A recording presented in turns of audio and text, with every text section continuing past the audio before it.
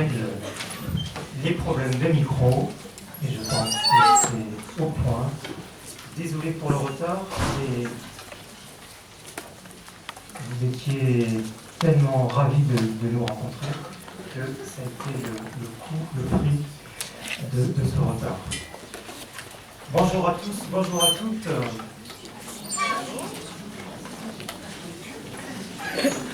En 2008, il y a 11 ans déjà, Résonance traitait du concept de complicité de déni, concept emprunté au psychologue André Schiavaldini.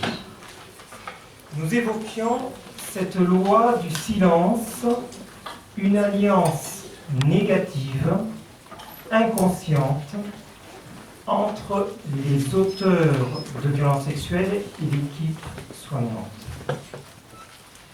Autant dire que la complicité de déni est une sorte de perversion du lien thérapeutique, exerçant un phénomène d'emprise psychique. Sur le plan clinique, on pourrait dire un passage obligé. L'enjeu est de préserver une complétude narcissique idéale. Mais ce n'est qu'une alliance pour écouter l'inénarrable, pour soigner des actes intolérables, pour sortir de la figure du monstre. La complicité et le déni sont levés grâce à la notion de réalité partagée. Cela s'exprime par la coanimation thérapeutique, les groupes de réflexion et la formation accessible au plus grand nombre sur Internet. C'est ce que nous avons fait avec le site Résonance.net. Que ce soit les liens avec les chercheurs universitaires, l'intervention du tiers par la loi, les réunions triangulaires entre médecins coordonnateurs, magistrats, conseillers d'insertion et de probation, équipes de soins, paradoxalement, tous ces liens nous libèrent de l'emprise psychique. Depuis 14 ans, les travaux de résonance ont permis de construire cette réalité dite partagée entre la loi et la pulsion, entre la parole de l'auteur et la parole de la victime, entre les cadres judiciaires, sociaux et thérapeutiques. Mais la décision du 7 mars dernier du tribunal correctionnel de Lyon nous ramène pourtant à la problématique de la loi du silence en matière de pédocriminalité.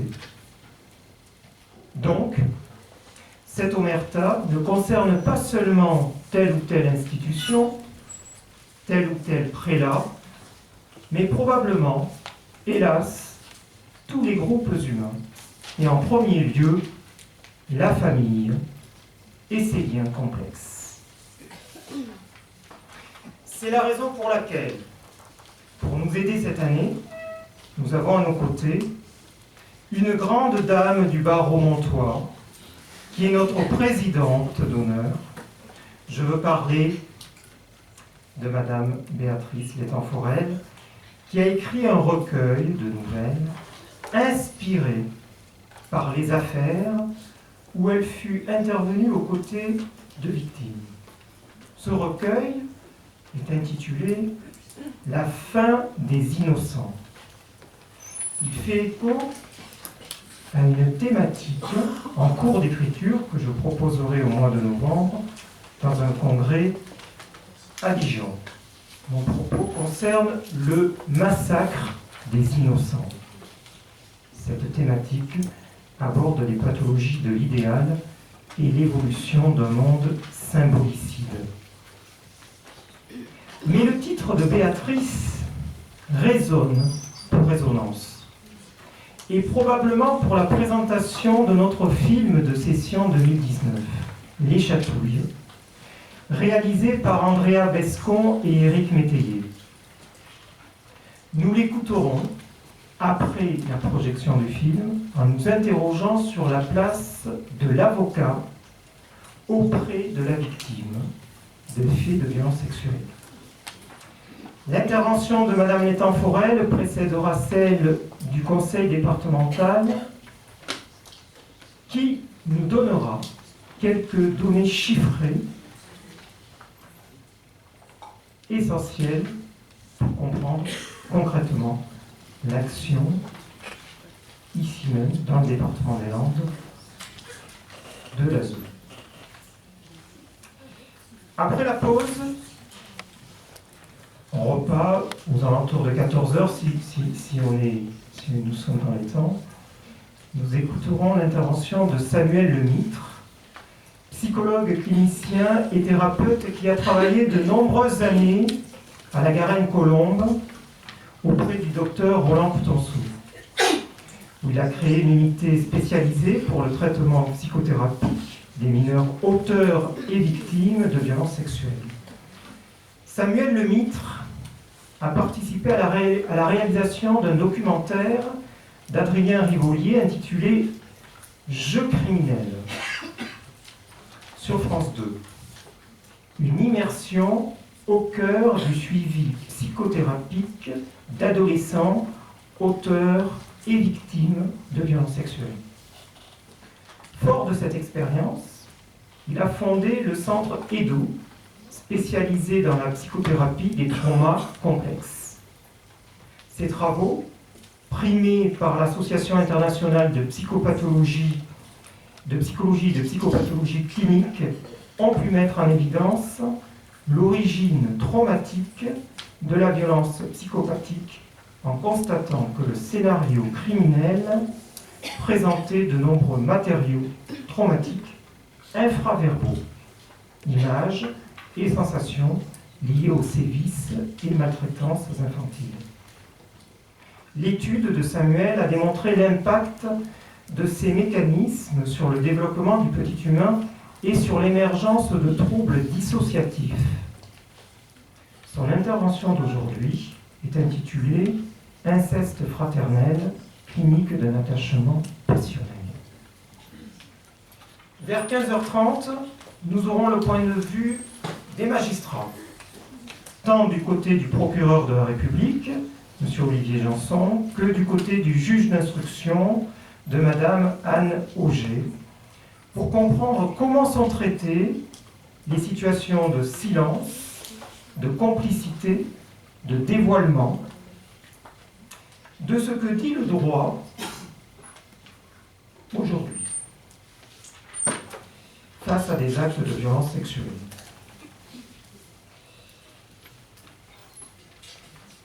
Nous avons un meeting aérien. L'une d'entre vous m'a averti la semaine dernière que ça allait faire beaucoup de bruit. Nous espérons que cet amphithéâtre soit bien sonorisé. Peut-être que l'omerta familiale à propos de la loi du silence sera levée par les armées. En attendant, j'ouvre la 14e session de résonance par la projection du film Les Chatouilles. Bon film et à tout à l'heure. Les conférenciers à venir, impossible de faire une pause, impossible vu le retard que nous avons pris ce matin pour entrer dans l'amphi. Nous allons enchaîner de suite avec les intervenants, s'il vous plaît. Vous nous rejoignez. Béatrice, Samuel,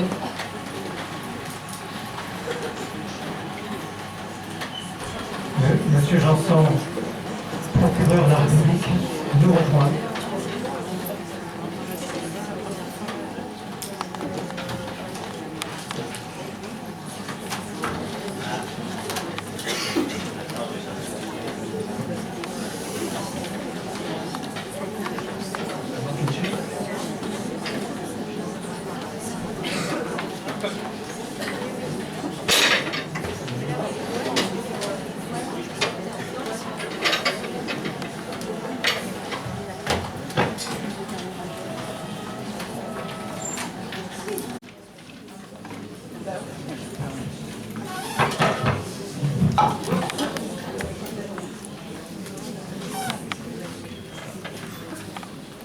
Alors, on va essayer de reprendre comme on peut après ce film. On n'a pas de rôle facile, effectivement. Donc tout d'abord, je tiens à excuser Charlène Rouget qui n'a pas pu se rendre disponible aujourd'hui. Donc Fanny Vautier et moi-même représentons le service d'aide sociale à l'enfance des Landes aujourd'hui pour une petite présentation chiffrée notamment.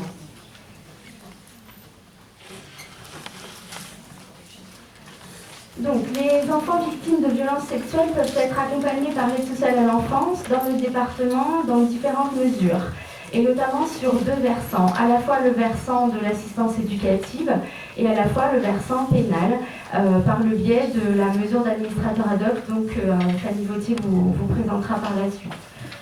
Donc, la plupart du temps, dans le cadre de l'assistance éducative, la connaissance de la situation a souvent lieu dans le cadre d'une information préoccupante, d'une IP, comme on les appelle. En effet, c'est le département qui a la charge du traitement des IP, c'est-à-dire des situations où l'enfant se trouve en situation de danger ou en risque de l'être. L'évaluation donc de cette IP, elle se fait par le biais d'une équipe pluridisciplinaire qui peut être composée d'assistants sociaux, de puéricultrices, d'éducateurs spécialisés, de psychologues. Cette évaluation, donc le but c'est d'évaluer si l'enfant est en danger ou pas. Donc cela peut concerner à la fois des violences ou pas.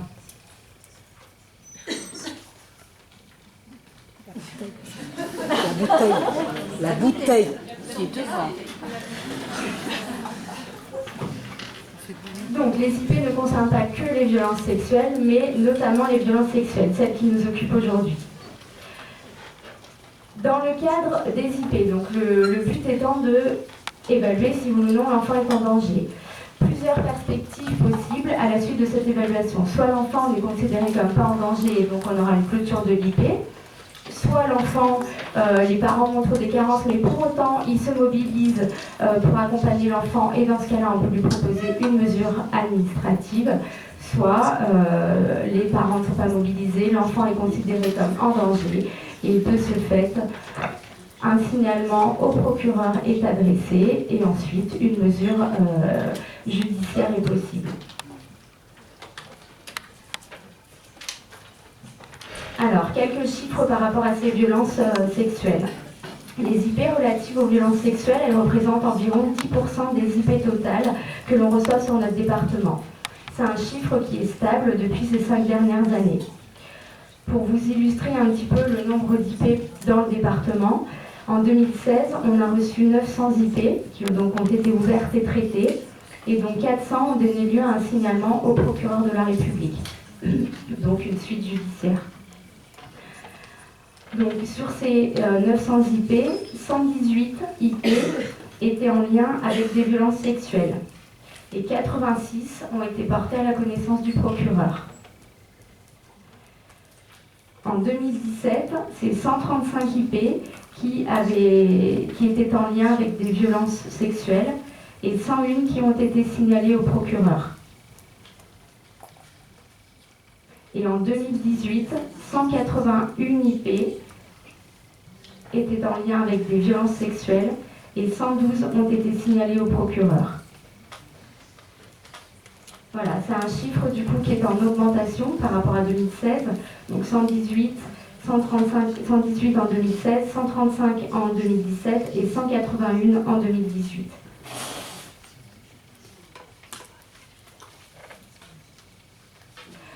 L'accompagnement par le pôle protection d'enfance, il ne s'arrête pas qu'à l'information préoccupante. Donc comme on l'a dit, soit les parents sont en capacité de prendre en charge l'enfant et de l'accompagner par rapport aux violences qu'il a pu subir.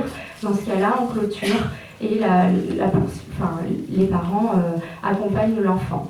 Ou alors, les parents peuvent montrer une certaine vulnérabilité, mais pour autant être adhérés à une prise en charge. Dans ce cas-là, on peut accompagner ces parents dans un cadre administratif. Et enfin, comme je l'ai dit, si ce n'est pas le cas, on transmet au procureur pour avoir une mesure judiciaire. Dans ce cadre-là, le service d'aide sociale à l'enfance, il poursuit l'accompagnement de l'enfant et aussi des parents. Si La mesure extrême de la protection de l'enfance, c'est le placement.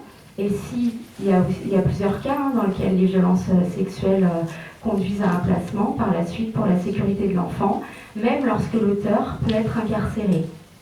Et dans ce cadre-là, notre rôle en tant que service d'aide sociale à l'enfance, c'est d'accompagner l'enfant et ses parents. Donc dans le cadre d'un placement, l'enfant est accompagné par plusieurs travailleurs sociaux, les familles d'accueil, les éducateurs, les psychologues, et puis aussi on a un accompagnement avec nos partenaires, le CLP notamment. Et le but c'est d'offrir un environnement sécure à l'enfant pour lui permettre de bien grandir et de se développer de manière psycho-affective, sociale, physique, dans de bonnes conditions. Le rôle de l'aide sociale à l'enfance, c'est aussi d'accompagner les parents de l'enfant placé. Donc un accompagnement éducatif, un accompagnement sur la parentalité.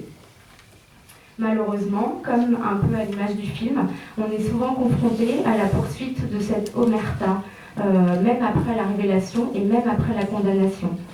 C'est-à-dire qu'on est souvent confronté à la banalisation par les parents, au refus de reconnaissance du statut de victime. Et le déni se poursuit. Donc, on fait au mieux, parfois les parents bougent, parfois ils ne bougent pas. Donc on continue à accompagner l'enfant. Et ça c'est pour le versant de l'assistance éducative. Et on accompagne aussi l'enfant sur le versant plutôt pénal par la mission d'administrateur ad hoc.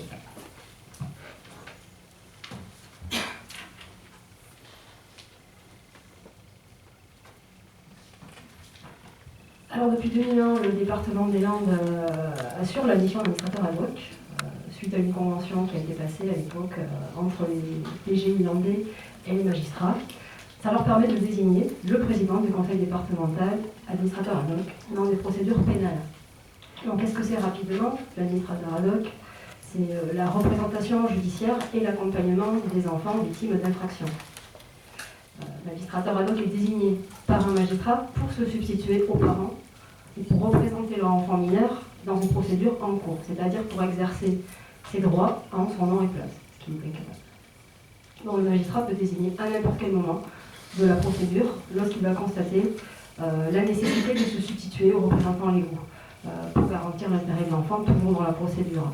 Alors la particularité landaise, c'est que l'administrateur ad hoc délègue l'accompagnement de l'enfant au binôme avocat-psychologue qui tout au long de la procédure pénale va accompagner l'enfant victime. Ces procédures qui concernent les violences sexuelles, c'est des atteintes, des agressions, des viols, du proxénétisme, de la corruption. Et ces désignations d'administrateurs ad hoc dans le cadre des violences sexuelles, elles sont majoritaires. Elles constituent généralement plus de la moitié des désignations annuelles. Elles permettent essentiellement une prise en compte du statut de victime de l'enfant, la garantie de ses droits, la garantie que ses droits soient respectés au titre de la procédure. Plus particulièrement, ça va permettre à l'enfant d'avoir un accompagnement où sa parole et son vécu sont pris en compte et contextualisés. Ça permet à l'enfant d'avoir accès à la représentation juridique et à la comprendre. L'avocat va expliquer son rôle, il va expliquer la procédure. Et le psychologue va soutenir et accompagner physiquement. À chaque acte de procédure, le but c'est d'arriver à mettre du sens sur la situation judiciaire qui le concerne. Donc généralement, dans ces situations où les parents ne sont pas en capacité de garantir l'intérêt de leur enfant, on va constater plusieurs cas de figure, soit qui ne croient pas leur enfant, donc ils sont dans le déni au sens commun, qui sont tout simplement dans l'incapacité de s'inscrire dans une démarche judiciaire par carence, par incompréhension, soit que les parents ou un des deux est l'auteur des faits, soit que les parents sont à la fois parents de la victime et de l'auteur. Donc en règle générale, dans les situations d'inceste, où l'omerta domine, la mesure d'administrateur ad hoc, elle permet de l'amener du tiers, autant que faire se peut, dans ces familles dysfonctionnelles. Donc ce film raconte une histoire où le déni a une place de choix. Ce déni soutient la cohésion du système et il nourrit la complicité. C'est une illustration des mécanismes principaux auxquels l'enfant est soumis tout le temps, dans le cadre de l'inceste. Dans la prise en charge des mineurs victimes, on repère de manière systématique ces mécanismes de déni et de complicité. Et la place du tiers va permettre de soutenir un positionnement qui n'est pas admis par la famille, ou en tout cas qui n'est pas intégré ou pas accessible, en tout cas un positionnement qui traverse l'histoire. Donc nous aurons l'après-midi pour aborder le thème du déni et de la complicité d'un point de vue psychologique et juridique. En attendant, Maître Étan Forel va nous raconter notre histoire.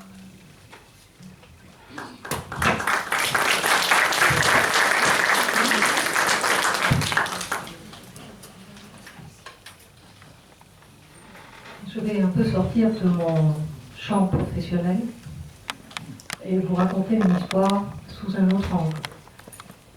Mais sachez que les prénoms ont été modifiés, mais tout ce que vous allez entendre est rigoureusement exact. De tous les enfants qu'il m'a été donné de croiser sur mon chemin d'avocat, s'il ne devait en rester qu'une, ce serait elle. Ce serait Mélusine. Mélusine qui, dans sa seule personne, réunit tous les autres. Dont l'histoire contient toutes les autres histoires. Petite Mélusine, tellement frêle, tellement silencieuse, tellement délaissée les 10 premières années de son existence.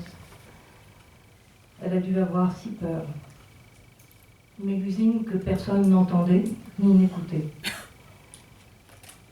Mélusine si seule au milieu même de sa famille, dans sa maison. Mélusine durement maltraitée. Mélusine, toi, notre petit chevalier en armure, accompagné de Tony Scott, héroïne de contes de fées sous le regard attentif de tes deux marraines. A, la psychologue, B, l'avocate. Minuscule Mélusine devant cette imposante cour d'assises. Si courageuse, si brave, si sûre. Merveilleuse Mélusine, plus jamais tu ne nous quitteras. Où que nous allions, tu seras avec nous. Dans nos pensées. Toujours. Mélusine est une toute petite fille gravement blessée, qui a traversé le silence et a pu croire que ce qu'elle subissait avait été autorisé, voulu par ses parents.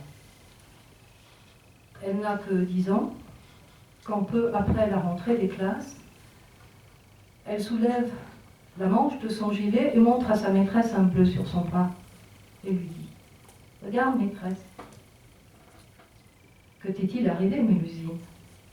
Je me suis cognée à la maison. Mélusine ne bouge pas. Regarde, maîtresse, fixement. Regarde, maîtresse. Cette fois-ci, c'est le haut de sa cuisse que montre Mélusine en relevant sa jupe. Comment est-ce arrivé, Mélusine? Je me suis cognée à la maison. Mélusine ne bouge pas. Regarde, maîtresse, fixement. Veux-tu me dire autre chose?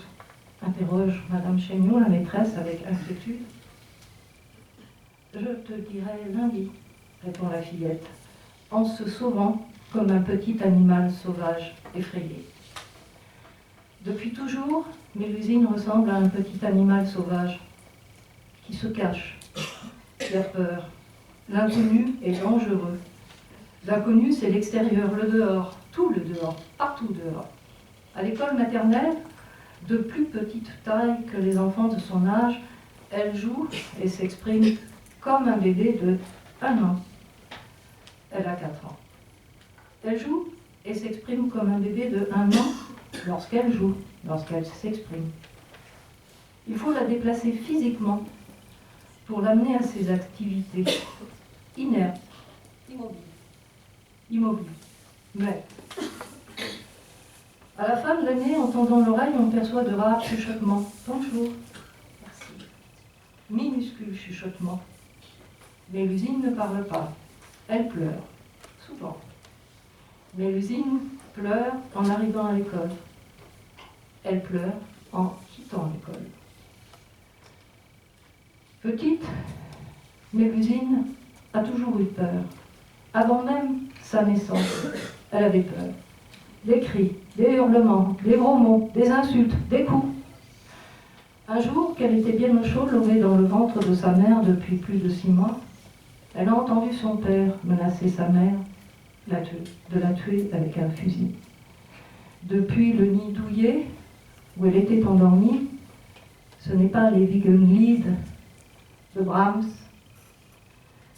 et la petite musique de nuit de Mozart qui l'a bercée. Jamais la mère de Mélusine n'a parlé au bébé niché dans son ventre. Jamais elle ne lui a chanté de berceuse, ni ne l'a réconforté avec de la musique.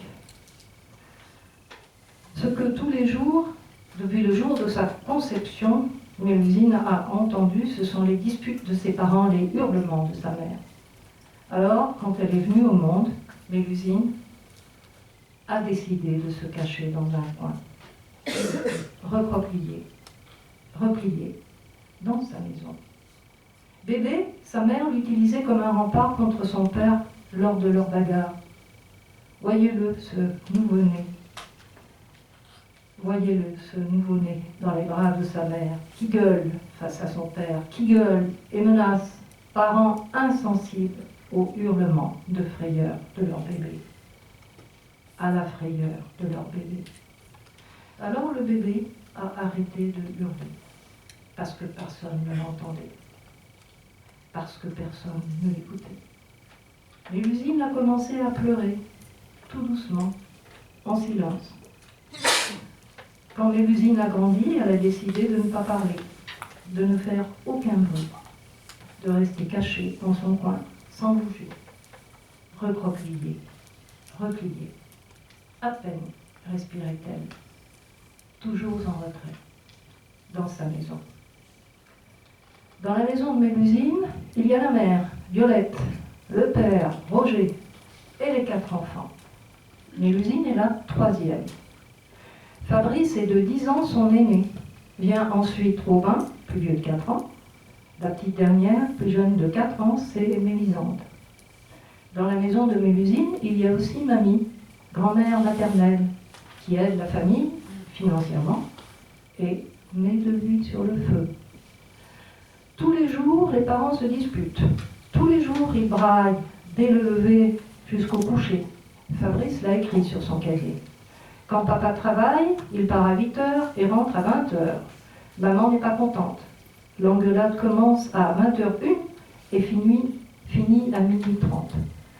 Les enfants et mamie vont au lit. Papa a les yeux rouges. Il boit. Il est bourré. Et après, il ose pète contre maman et contre mamie. Quand le père ne travaille pas, l'engueulade, c'est toute la journée. Mamie met de l'huile sur le feu. Les engueulades, c'est tout le temps, à cause des sous et d'histoires de cul. C'est comme ça que Violette parle, tous les jours que le bon Dieu fait à Roger, le père de ses enfants, en leur présence. Vocifération d'islam toute la journée, devant les enfants, peu importe les enfants. Ils ne comptent pas dans cet attelage hautement toxique. Ils n'ont qu'à la boucler. Pas ça, Violette, certes. Pornographe, Roger, bien sûr. Mais c'est aussi leur manière à eux de fonctionner. Plusieurs fois, ils ont essayé de se séparer, mais ne le peuvent. C'est ainsi qu'ils sont vissés l'un à l'autre, par les injures et un continuel tremblement. Y trouvent-ils une sorte de plaisir malsain, leur équilibre? Et puis, il y a l'argent. Roger considère que l'argent qu'il gagne, Violette ne travaille pas, lui appartient. Alors, dès que son salaire est versé sur son compte, il retire la totalité en liquide et le garde pour lui. Alors, dès que son salaire est versé sur son compte, il le garde pour lui. Il garde aussi les allocations familiales, ne paie que les charges de la maison et fait quelques courses. Personne ne sait à quoi il utilise le reste de l'argent. Violette, qui ne dispose d'aucun revenu personnel, s'adresse à sa mère pour assurer le quotidien. Mamie aide et met de l'huile sur le feu. Elle aussi, un jour, injurie Roger, devant les enfants. Les enfants, une charge. Je suis pas la banque. Roger refuse de faire face aux dépenses d'entretien des enfants, à la cantine, pas payé. Les frais de santé restant à charge, impayés. Les enfants, qu'ils paient avec leur argent de poche, les bâtards. Violette n'a qu'à demander à la dioc. Faut qu'elle participe, la vieille bique. Les engueulades, les injures, c'est tous les jours, tout le temps. Et aussi pour les enfants. Ça a commencé avec Fabrice. Fabrice n'était pas l'enfant idéal. Ce n'était pas une fille, et il était borgne, aveugle de l'œil gauche, très myope de l'œil droit. Violette et Roger n'ont pas jugé utile les soins préconisés et l'intervention chirurgicale envisagée après un rendez-vous chez les spécialistes. Il fallait aller en ville. Ils avaient autre chose à faire. Les suivis en orthophonie, psychothérapie, Fabrice, bon, notre fils n'a pas besoin d'aller chez les fous. Son père Roger préférait le garder à la maison et l'injurier tous les jours. Sale bâtard, fils de pute. Violette n'était guère plus tendre, Fabrice l'exaspérait. Il ressemble trop à son père. Enfant, Fabrice, lui aussi, était effrayé et pleurait, doucement. Quand sa mère menaçait de le bousiller parce qu'atteint d'une gastro-entérite, il avait vomi par terre. Avait-il fait une bêtise quand elle lui avait décollé l'oreille? Enfant, Fabrice pleurait, doucement. Quand son père l'injuriait, il pleurait, dans son coin. Ensemble, Roger et Violette demandèrent à la maîtresse de mater Fabrice, gamin craintif et silencieux. La maîtresse alerta les services de l'enfance et Fabrice fut placé. Les familles qui l'accueillirent découvrirent un garçon de 14 ans, malingre, qui pleurait souvent, ne se lavait jamais, ou faisait semblant de se laver, et se goinfrait, mangeait comme un animal, et qui semblait avoir un double visage. Fabrice est revenu chez ses parents à 18 ans. Après une courte trêve, le bal des injures et des vexations reprit de plus belle. Si tu crois que tu vas trouver du boulot, le borgne. Mais le petit animal apeuré n'était plus. Fabrice avait grandi, dépassé son père de plus d'une tête. Alors c'est lui qui injuriait son père, associant sa voix à celle de sa mère et celle de mamie dans son fauteuil roulant. Impotente, elle n'en avait pas moins levé vers le haut. Dis donc, Larsouille, c'est quand que tu l'ouvres, ton porte-monnaie. Un jour, Fabrice frappa son papa